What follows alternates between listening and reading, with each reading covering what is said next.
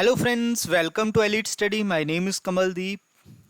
तो अगर कोई भी आपको डाउट है, मैंने जैसे कि आपको बताया, आप फॉलो कर सकते हैं मुझे HTTPSC शिक्षा नीति के ऊपर। ठीक है, टेलीग्राम ग्रुप है हमारा। तो चलिए स्टार्ट करते हैं जरा आज के क्वेश्चंस। तो ये जो क्वेश्चन है ये प्रीवियस ईयर क्वेश्चन पेपर से हमने लिए हैं। ठीक है, क्या क्या है इनमें देखिए ज़रा। तो आपको बताना है 0.0625 का अंडर रूट। क्लियर, इसका मान क्या है। तो एक बात समझना जरा, क्या इसको लिख पाओगे?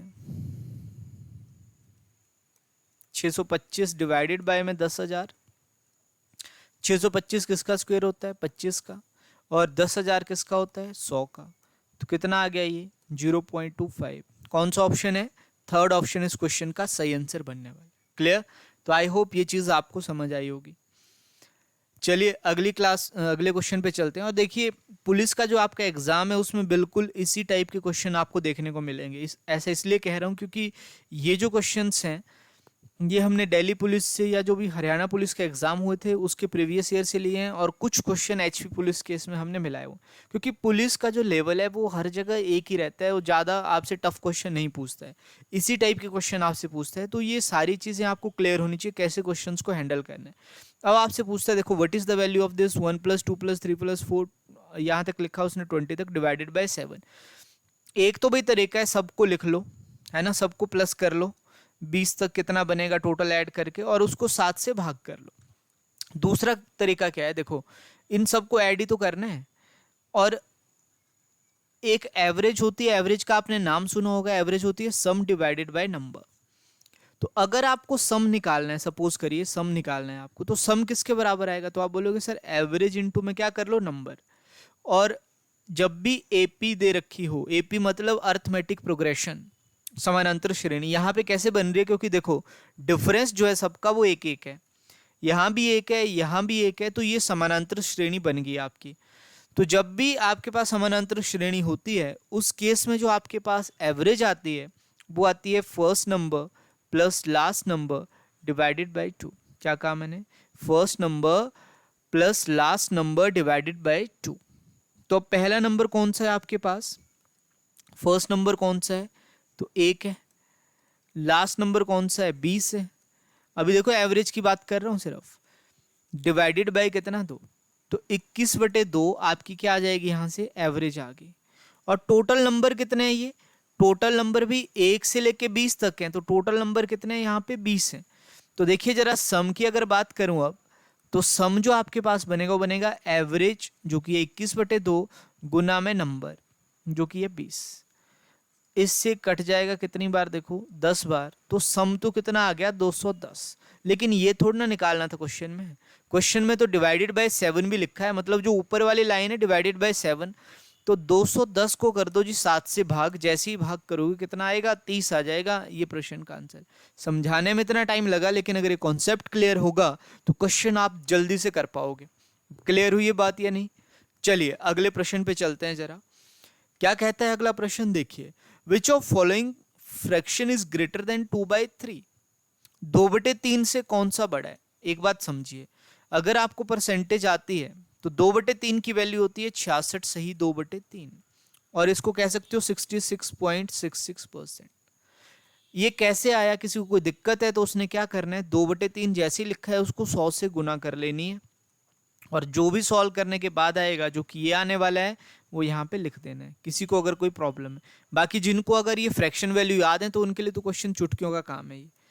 अब अगली चीज देखिए, अगला है यहाँ पे 1/2, है ना। ऑप्शन देखिए, पहला 1/2 का मतलब होता है 50%। तो क्या इससे बड़ा है? नहीं है, गलत हो गया। अगला है 3/7। 3/7 जो होता है ना वो 42/6/7 है, और 42 पॉइंट समथिंग है, 42 पॉइंट समथिंग होता है ये। तो ये भी नहीं होगा, छोटा ही है उससे। 4/7 की बात करूं, ये होता है 57 से ही 1/7। तो ये देख लो, 4/7 भी 2/3 से छोटा है, तो एक ही ऑप्शन बच गया ना, कौन सा? 6/7। तो कितना आ जाएगा? 6/7 इस प्रश्न का आंसर आपका बनने वाला है। 6/7 कितना है आपके पास?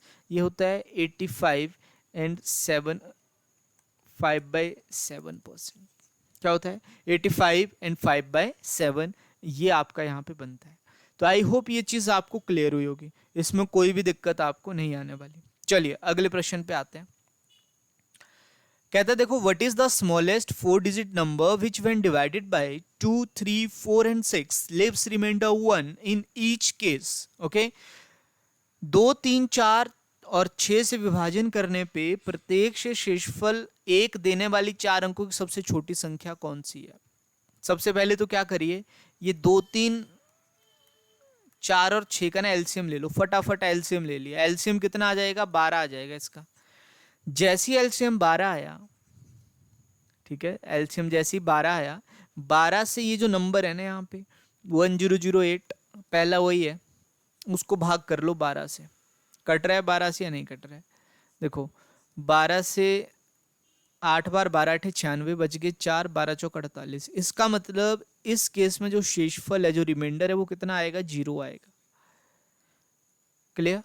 अब आपको पता है ना 1005 कटता है 12 से, ना 1009 कटता है, ना 1007 कटता है। लेकिन आपको ये थोड़ा ना निकालना कि जो 12 से कट रहा है, आपको तो एक ऐसी संख्या निकालनी है जो इन चारों से भाग करने पे शेषफल 1 दे। वहां पे क्या बचना चाहिए, शेषफल 1। इन चारों से भाग करने का मतलब कि वो 12 से भी क्या होनी चाहिए, डिवाइड होनी चाहिए। तो अगर वो 12 से डिवाइड होने पे शेषफल 0 दे रही है, इसका मतलब इन चारों से भाग देने पे भी शेषफल कितनी देगी, 0। तो अगर मैं शेषफल में 1 प्लस कर दूं, इसमें 1 प्लस करने का मतलब इसमें 1 प्लस करना है, तो 1008 में 1 प्लस कर लो तो 1009 ही वो संख्या है 4 अंकों की सबसे छोटी, जो इन चारों से भाग देने पे शेषफल कितना देगी, आपको 1 देगी। बात समझ आ रही है नहीं, क्लियर। तो देखिए प्रीवियस ईयर में ज़्यादा टफ क्वेश्चन नहीं पूछे गए थे, बिल्कुल आसान आसान प्रश्न थे। चलिए अगले प्रश्न पे आते हैं। अगर आप देख पा रहे हो तो इसको लिख सकता हूँ मैं, ये जो 3.2 इंटू 3.2 है, इसको लिख दूँ मैं ए स्क्वायर। अगला बन जाएगा देखो बी स्क्वायर, और फिर अगला बन जाएगा प्लस का ए बी। ठीक है, अगर इसको ए मानता हूँ। अब इसको अगर ए मानना है तो नीचे बनेगा ए क्यूब माइनस का बी क्यूब। अगर आपको थोड़ा सा भी फॉर्मूलों का ज्ञान है तो ऊपर वाला तो ये सेम रहेगा, लेकिन नीचे वाला थोड़ा चेंज हो जाएगा। देखो क्या बनेगा, A minus B into A square plus B square minus A B. क्या बनेगा जी, A square plus B square minus A B, sorry plus A B actually, क्योंकि यहाँ माइनस लग गया है ना। जब यहाँ माइनस है तो यहाँ प्लस आएगा, जब यहाँ प्लस आएगा तो इसके साथ माइनस लगता है, तो इसके साथ ये कैंसल आउट हो जाएगा। तो अल्टीमेटली क्या बचेगा, 1/a माइनस बी। और a की वैल्यू कितनी है, 3.2, और b की वैल्यू कितनी है, 2.7। 32 में 27 माइनस करोगे तो सर आप बोलोगे 5 बचता है, लेकिन 0.5 आएगा क्योंकि बीच में पॉइंट भी है।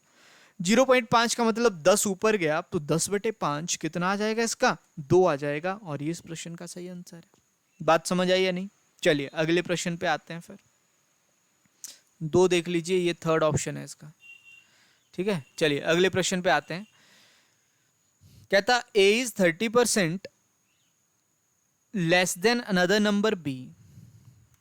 a 30% कम है, किससे कम है, b से। And b is 20% more than, और b ज्यादा है, कितना ज्यादा है, 20%, लेकिन किससे, 150 से। अब समझो इस बात को, 150 का 20% कितना आएगा, तो आप देख पा रहे होंगे ये 30 आया, तो इसका मतलब b जो है ना वो 30 ज्यादा है। कितना ज्यादा है, 30 ज्यादा है, किससे ज्यादा है, 150 से। तो 150 में 30 प्लस कर लो, कितना बन जाएगा, ये 180 बनेगा। तो यहाँ पे 180 आप लिख लेते हैं। अब a जो है, क्योंकि ये b की वैल्यू है ना, b ज्यादा था, कितना, 150 से 30 ज्यादा था, मतलब 20% ज्यादा, 30 प्लस किया, b आ गया 180। जैसी 180 बनता है, अब a कम है उससे, कितना कम है, 30% कम था। और 30% कम जैसे ही आप निकालोगे तो इसमें से 54 माइनस हो जाएंगे। जैसी 54 माइनस होंगे ये बन जाएगा 126, और यही a की वैल्यू भी आने वाली है, और यही इस प्रश्न का आंसर भी बन जाएगा। क्या बनेगा, 126, 126 ये बनने वाला है। बताइए जरा, कोई शंका, कोई डाउट इसमें। चलिए अगले प्रश्न पे आते हैं। अगला प्रश्न ये है, a दे रखा है 5/4b, यहां से ये b गुना कर रहा है, इधर आके भाग करेगा, a/b बना 5/4। और आप ये भी लिख सकते हो a अनुपात b है 5/4। अगला जो दे रखा है, ठीक है, वो दिया है b बराबर 2/10c। ये गुना कर रहा है, इधर आके भाग करेगा, b/c बनेगा 2/10। और आप ये भी लिख सकते हो कि b अगर 2 है तो c उस केस में कितना है, 10 है। जो जिसके सामने होता है वो उसकी वैल्यू है। यहां से भी आप ये लिख सकते थे। क्लियर? जो जिसके सामने वो उसकी वैल्यू है। ठीक है जी। तो a के सामने 5 है, b के सामने 4 है, तो b 2 आ गया इधर, c 10 आ गया, a 5 आ गया, b 4 आ गया। अब एक ही प्रश्न है ना, अलग अलग तो नहीं है दोनों। ये भी b है, ये भी b है, दोनों क्या होने चाहिए थे, सेम होने चाहिए थे या नहीं? सेम का मतलब बराबर होने चाहिए दोनों। अगर ये बराबर होंगे तो इसको 2 से गुणा करनी पड़ेगी और यहां भी 2 से गुणा करनी पड़ेगी।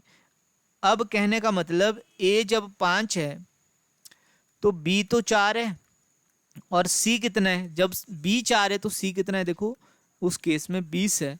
तो 5, 4 और 20, ये इस प्रश्न का सही आंसर बनेगा। और कौन सा है ये, चौथा ऑप्शन आ जाएगा। बताइए जरा, कोई दिक्कत है इसमें? जो भी दिक्कत रहेगी कमेंट सेक्शन में पूछिएगा, आपको आंसर दिया जाएगा। ठीक है, नोटिफिकेशन के बारे में मत पूछना जी, जिस दिन आएगी आपको बता दिया जाएगा। ठीक है, पिछले 1 महीने से एक ही क्वेश्चन है आप लोगों के पास, सर नोटिफिकेशन कब आएगी? अरे भी जब आएगी आपको मिल जाएगी। ठीक है, तब तक पढ़ते रहिए ना शांति से, बाकी लोग भी तो पढ़ रहे हैं। चलिए अगले प्रश्न पे आते हैं। The average age of 11 players and their coach is 33 years. The average age of first 5 player is 29. The average age of other 6 player is 30 years. What is the age in years of the coach? जो coach की as है years में वो कितनी होगी, वो आपको find out करना। अब समझो, 11 प्लेयर और एक कोच, कितने हो गए टोटल, 12।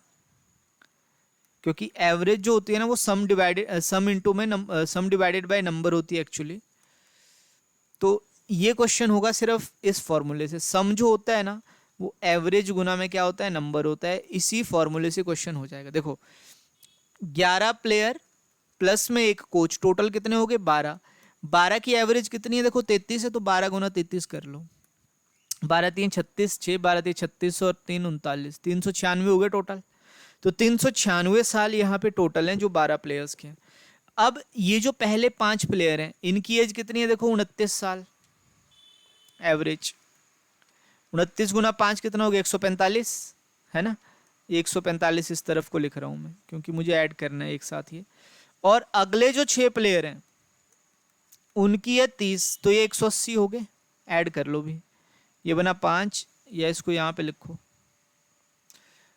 5 8 4 12 और ये 325। अब 396 में से देखो ये 5 प्लेयर की, ये 6 प्लेयर की, टोटल 11 प्लेयर हो गए ना। 396 कितने लोगों की है, 396 तो 12 लोगों की है ना, उसमें एक कोच भी है आपका। आप इन 11 की उसमें से माइनस कर लो। तो 396 में से जैसे 325 माइनस करोगे, ये 1 बचेगा, यहाँ पे 7 बचेगा और ये 71 ही इस प्रश्न का सही आंसर आपका आने वाला है। आई होप ये चीज़ आपको समझ आई होगी। क्लियर? और आज एक बात और है, सरकार ने एक नया लॉ जो है वो लाया है। अब आपका पूरे देश में एक ही रिक्रूटमेंट होगी एक टेस्ट से। मतलब बैंकिंग और एसएससी की जो रिक्रूटमेंट है आई थिंक वो एक ही टेस्ट से अभी होने वाली है। मैंने पूरा नहीं पढ़ा है तो कल परसों तक आपको इसकी पूरी जानकारी दे दी जाएगी। क्लियर? लेकिन ये नोटिफिकेशन आज आ चुकी है। चलिए अगले प्रश्न पे आते हैं। What will be the difference between the compound interest and simple interest on rupees 8,000 for 2 years at the rate of 2.5% per annum? इसका एक बहुत ही शानदार तरीका बताता हूँ। 25% जो होता है ना वो 1/4 होता है और जो 2.5% होता है वो 1/40 होता है। कितना होता है? 1/40।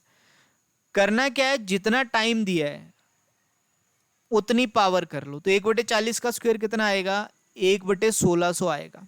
आएगा ये जो होगा ना ये डिफरेंस होगा और ये जो होगा ये क्या होगा आपका, ये प्रिंसिपल होगा। क्लियर? प्रिंसिपल अगर 1600 है तो डिफरेंस जो होगा एसआई और सीआई का, या सीआई माइनस एसआई, वो कितना रहने वाला है, वो 1 रहने वाला है। बात समझ आ रही है क्या कह रहा हूं? डिफरेंस कितना आएगा, 1 आएगा। कब? जब प्रिंसिपल 16 है। पर क्या प्रिंसिपल 16 है? प्रिंसिपल तो 8000 है।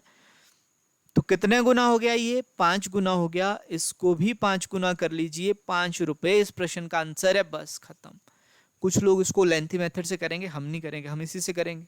आंसर कितना आ गया? 5। आगे बात समझ में? कोई दिक्कत, कोई शंका? क्लासेस पसंद आ रही हैं तो वीडियो को शेयर करते रहिए, लाइक करते रहिए जी। कोई डाउट है पूछते रहिए। चलिए अगले प्रश्न पे आते हैं। आज की क्लास का अंतिम प्रश्न है फिर।